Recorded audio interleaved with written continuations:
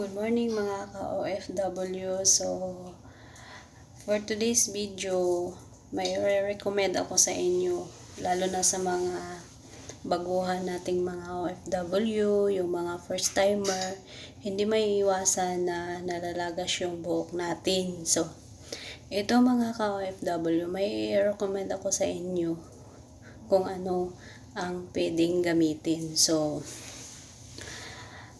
ito mga ka-OFW, Z-Zetun. Alam niyo yung Z-Zetun? Kahit anong oil, basta Z-Zetun. So, ito. At saka itong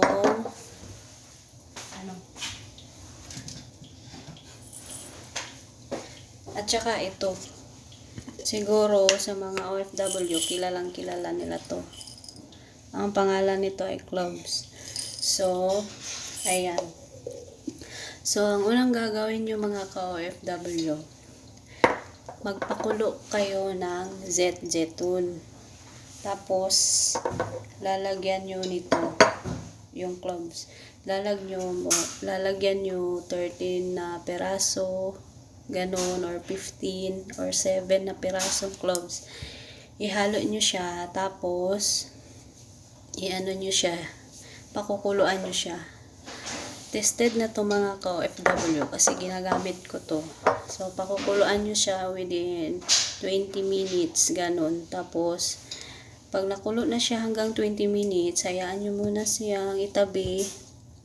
Tapos, pag malamig na, pwede nyo niya i-transfer sa, kung meron kayong mga bottle, ilagay nyo dun. Kasi, ako, ito yung ginawa ko. Ito yung ginagamit ko before ako maliligo. So, ibabad nyo siya sa buhok nyo before kayo maligo. Mga 20 or 30 minutes, ibabad nyo siya. Sobrang tested and proven talaga siya. Kasi ito yung ginagamit ko. Sobrang kapal ng buhok ko. Nung dumating ako dito sa Qatar, ang daming nalalagas ng buhok ko. Pero ngayon, sa awa ng Diyos, hindi na siya nalalagas kasi ito lang ginagamit ko. So, yun nga mga ka-OFW, huwag nyo kalimutang mag-subscribe sa aking YouTube channel para updated kayo sa mga ibang video na i-upload ko. Tapos, don't forget to like and comment down below. So, maraming salamat po mga ka-OFW. Ingat kayo dyan. God bless.